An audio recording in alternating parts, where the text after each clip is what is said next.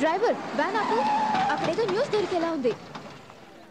ఎంత పని చేసావు అన్నయ్య, ఏం చేయమంటావు బాబాయ్. వదిలిపోయిన తర్వాత ఆ లోటు లేకుంటారని పెంచాడు మా అన్నయ్య. జ్యోతి లైన్ లోకి రా. ఆల్రెడీ నన్ను క్రియేటివ్ డైరెక్టర్ లైన్ లో పెట్టాడే. ఏయ్, నేను అంది ఆన్లైన్ కాదే, ఆన్లైన్. ఇక్కడేదో బ్రేకింగ్ న్యూస్ దొరికేలా ఉంది. ఏమైంది? ఎవరైనా లేచిపోయారా? టవర్ ఎక్కారా? ట్యాంకర్ ఎక్కారా? లోపలికి వెళ్తే గానీ పూర్తి సమాచారం తెలీదు. అంతవరకు ఒక చిన్న బ్రేక్ తీసుకుందాం. తప్పుకోండి, మీరు కొంచెం తప్పుకోండి. కమన్ రాజు. ఏమైందమ్మా? సత్యబాబు గారు పోయారు. ఏమైంది సార్? కేఎస్ గారు వస్తున్నారు. రండి సార్, రండి. రాజు కమాన్. రాజు కెమెరా ఆన్ చేయి త్వరగా. Already running. సార్ మీరేం చేస్తుంటారు? నువ్వు అనలే గాని ఏమైనా చేస్తాను సార్. మీరు ఆన్లైన్ లో ఉన్నారు సార్. నేను ఆ లైన్లోనే ఉన్నాను. లైన్ అంటే అది కాదు, టీవీ 6 లో ఉన్నారు. మిమ్మల్ని అందరూ కేఎస్ అంటున్నారు. అది మీ బిరుదా? కేఎస్ అంటే కాశీపట్నం సర్పంచ్. అందంగా ఉంటదని కట్ చేసుకున్నా. సత్యబాబు గురించి మీ అభిప్రాయం? ఆయన ఎలా పోయారు? తెలీదు, ఆయన అడిగి చెప్తాను. నాతో నువ్వు లైన్లో ఉంటావు కదా. జ్యోతి, ఇక్కడ సత్యబాబు ఎలా పోయారో ఇది హత్యో ఆత్మహత్యో ఎవరికి అర్థం కావడం లేదు.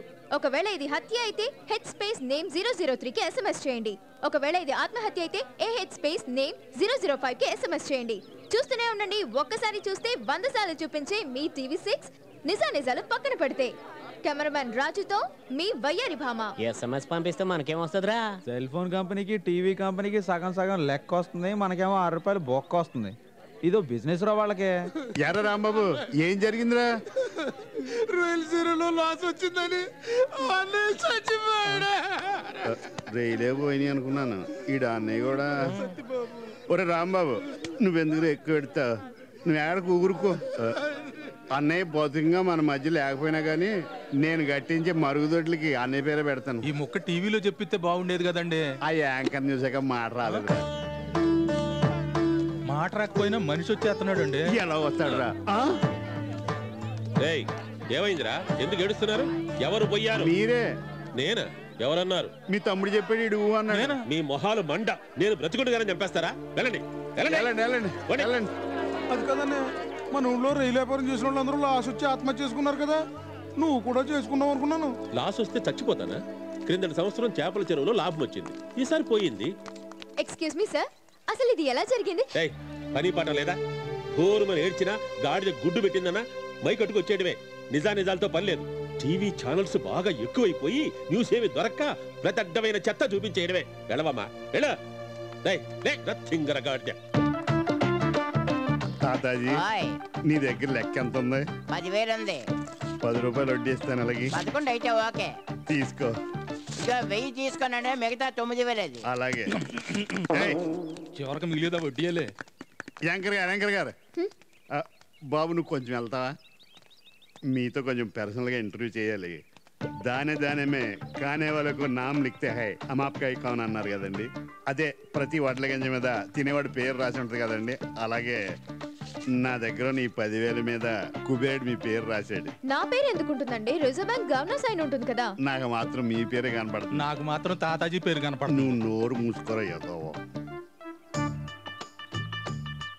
మీరు యాంకర్గా టీవీలో కనిపించిన దగ్గర నుంచి మా అమ్మిచ్చిన పావళ, నాన్నిచ్చిన ₹1, అమ్మిచ్చిన రూపాయి, నా కష్టార్జితం డిబ్బీలో వేసి పెంచితే అవి ఎంత అయినాయి, నేనెంత అయ్యాను. మీరేం చెప్తున్నారో నాకే అర్థం కావట్లేదండి. ఇందులో అర్థం కాకపోవడానికి ఏముందండి? ఎన్ని లాంగ్వేజ్లో చెప్పినా అదే భావం, రకరకాల స్వీట్ వాయిస్లతో తెలుగు వచ్చిన యాంకర్ లాగా ఎన్నో విషయాలు అర్థమయ్యేలా చెప్తారే. నా విషయం అర్థం కాలేదా మీకు? నా కవరేజ్ ఉందని నేను వెళ్తాను. అలా కవర్ చేయదు. నేను మీకోసం, మీరు నా కోసం. ఈ డబ్బు మీకోసం. మీరు నో అన్నా కానీ ఈ డబ్బు మీకే. మీరు ఇచ్చిన ఇవ్వకపోయినా ఈ డబ్బు మీకే. సాయంకాలం గెస్ట్ హౌస్ వస్తాను. పడిపోయింది. చీర కట్టుకు రెడీగా ఉండండి. అది మూలా లేదు, నిట్టూర్పులా ఉంది. నాకు మూలాగా ఉందిలే. పెదబాబు, పెదబాబు, ఏంటి పడుకున్నావా? పడుకోవడానికి ప్రయత్నిస్తున్నా, నిద్ర పట్టట్లేదు. కళ్ళు మూసుకు పడుకుంటే అదే వస్తుంది అన్నట్టు. రే, నిద్రలో కూడా ఇండియాకి రాకు, కళ్ళలో కూడా కాశీపట్నానికి రాకు. అమ్మాయి అన్నం ఏమైంది? వస్తుందిరా. అమ్మాయి కళ్యాణి, కళ్యాణి.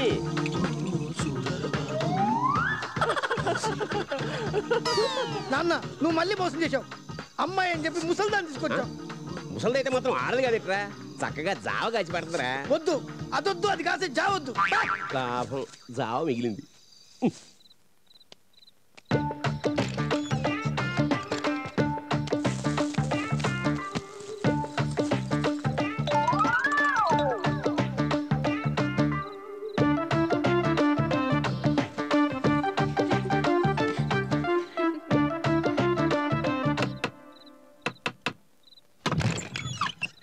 పోలీస్ మీరా? మేమే. అమ్మాయి ఎదురా లోపలుందా? ఏంటి నువ్వు చేస్తున్న పని?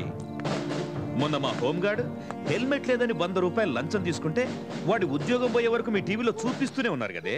మరి ఇప్పుడు నువ్వు చేసిన పనికి అన్ని ఛానల్స్ లో ఎన్నిసార్లు చూపించాలి? సార్ ఇందులో అమ్మాయి చేసిన తప్పేమీ లేదు. లేదా నువ్వొక్కడివే ఎలా చేసావురా తప్పు? ఆ తప్పు చేయలేదు అంటలేదండి. నేను ఒప్పిస్తేనే తను తప్పు చేసింది, అంతేగాని తను తప్పు చేయలేదండి. కావాలంటే నన్ను తీసుకెళ్ళండి, పబ్లిక్ ఫిగర్ బాగుంటుంది. మాకు కావాల్సింది ఇది లేదా ఇది. యాంకర్ గారు పొద్దున్న నేను ఇచ్చిన 10,000 తనకి ఇచ్చేయండి. 10,000 ఎలా కనబడుతున్నారు నీకు? ఆ నగలు కూడా ఇలా మనం. లేదంటే పొద్దున కల్లా టీవీల్లో పైన బొమ్మ వస్తుంది, కింద స్క్రోలింగ్ వస్తుంది, తెల్లారేసరికి మంచి పాపులారిటీ వస్తుంది. ఆలోచించుకో. వద్దు సార్, వద్దు సార్, కావాలంటే నన్ను తీసుకెళ్ళండి. నీ వల్ల నా క్యారెక్టర్ పాడింది, నన్ను పాడు చేసావు. తీసుకోండి. మరి నగలు రండ్రా. నువ్వేం బాధపడు. కష్టపడి పైసా సంపాదించి డిబ్బీలో వేసి నువ్వు ఆ ఎస్ఐకి ఇచ్చిన నగలను నేను నీకు కొనిస్తాను. అప్పటిదాకా నేను నీతోనే ఉంటాను.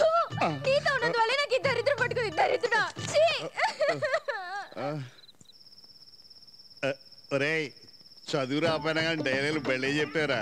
మర్చిపోతావేమో అనుకున్నాను. నిజమేసేలా చేసా. ఆ నగలు ఇందులే. అది ఏం తగ్గలేదు కదా? అయ్యో, మీ పనే బాగుందండి. బంగారానికి బంగారం, శృంగారానికి శృంగారం. నీ డైలాగ్ కూడా బాగానే ఉంది. నేను ఎంత కష్టపడాల్సి వచ్చింది దాన్ని ఒప్పించడానికి. రేపు చూసుకుందాలే. ఈ వీడియో మీకు నచ్చినట్లయితే లైక్ చేయండి, షేర్ చేయండి. ఇలాంటి మరిన్ని సరికొత్త సినిమా వీడియోల కోసం ఛానల్ని సబ్స్క్రైబ్ చేయండి.